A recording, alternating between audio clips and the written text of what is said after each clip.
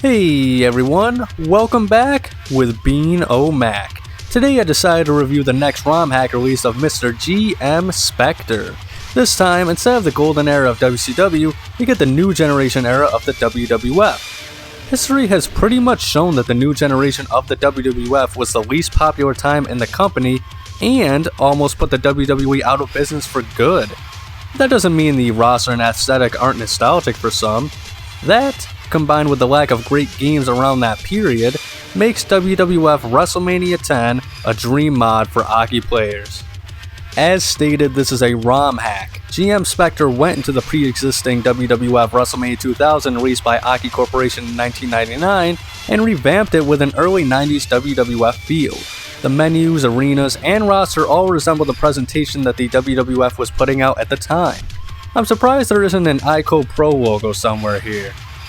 Being that this game is built off the pre-existing WrestleMania 2000, the modes and options are all the same. The menus look beautiful though. They're all the same background featuring the classic WWF block logo, but the color changes depending on the mode you select. Simple really can be the best option sometimes. The roster is totally revamped to wrestlers ranging from 1990 to 1996. This mod features some of the best in the industry period, like Bret Hart, Shawn Michaels, Lex Luger, Yokozuna, Undertaker, Ramon, Diesel, Owen Hart, British Bulldog, and Mr. Perfect. Memorable mid-carders at the time include Ahmed Johnson, 1-2-3 Kid, Tatanka, Marty Jannetty, Bam Bam Bigelow, Jeff Jarrett, Jerry Lawler, Goldust, Triple H, Savio Vega, Crush, Adam Bomb, and more. The goofiest of gimmicks are showcased here too that made the new generation era so infamous but also so memorable. There are the Smoking Guns, the Godwins, Papa Shango, the Quebecers, the Head Shrinkers, the Body Donnas, two Doink the Clowns, and even Men on a Mission. Some classic WWF Golden Era wrestlers at the time were even included, like Roddy Piper, Macho Man, Hulk Hogan, Big Boss Man, Jake Roberts, Bob Backlund, Earthquake, just to name a few.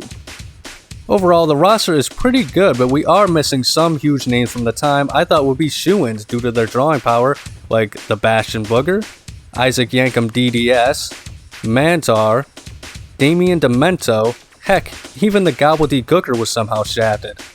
Regardless, I think most can make do with who was added, and a lot of the moves were created specifically for this mod as well. For example, Crush was given the full Nelson as an official submission. Also, the British Bulldog has an updated power slam that actually doesn't look like poop. The title designs have once again been updated to fit better with this era. You have classic designs such as the Winged Eagle World title, classic IC title design, and my personal favorite, the $1 Million Championship. The rest are leftovers from the base game.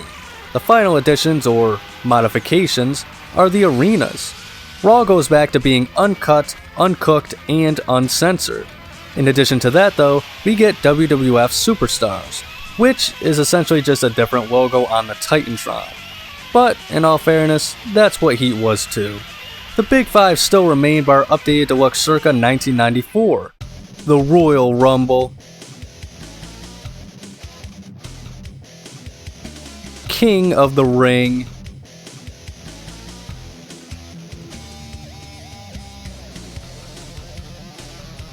Survivor Series,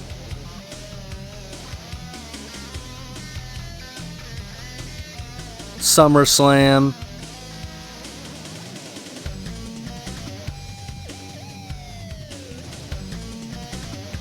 and of course, WrestleMania X.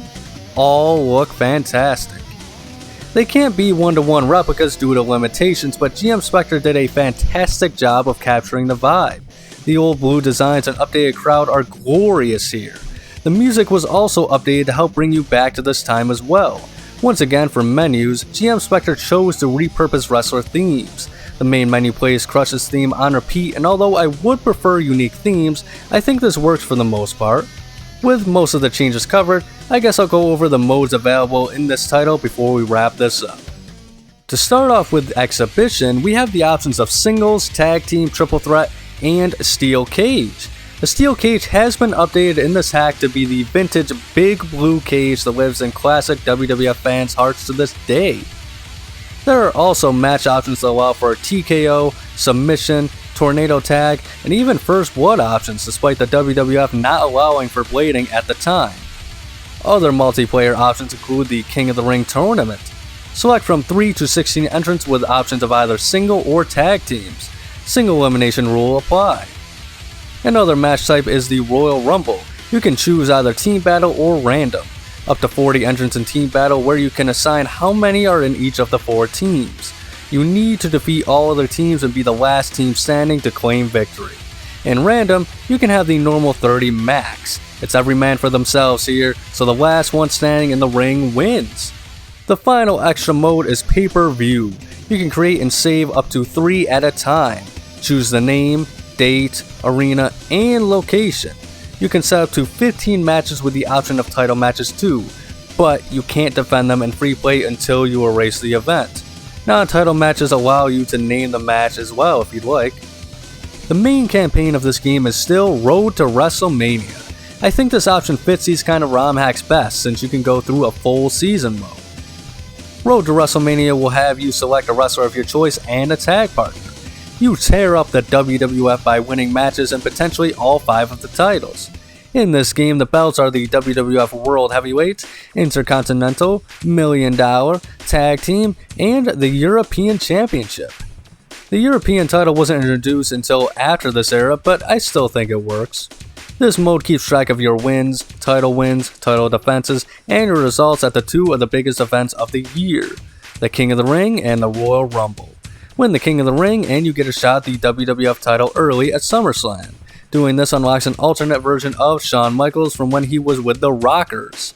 You need to win the Royal Rumble match to properly complete the game.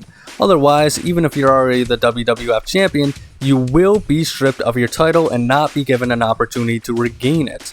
The game hints at what you must do to unlock these wrestlers at the title screen, but they're all pretty much just the same as the base game. The final mode worth focusing on in this hack is Edit Mode. You can edit attires for any of the roster or create your own wrestlers, up to 16. You can edit names, height, weight, music, and Titantrons. This time around, all Titantrons have officially been converted for this new roster. I also noticed this time around that most of the attire parts have been overwritten due to most of the rosters having unique outfits instead of just generic tights. Some are ported from other AKI titles or created specifically for this mod. Don't worry though, Viscera's clothes will seemingly always be here. You can't edit pre-existing wrestler moves, but you can edit created wrestler moves to your heart's content. I love how the move dummy in this game has been changed to the Brooklyn Brawler.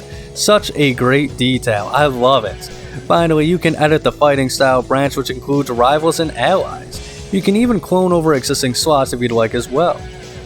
Like I mentioned earlier, there are new moves that have been added, but they overwrite moves that were already in the game previously.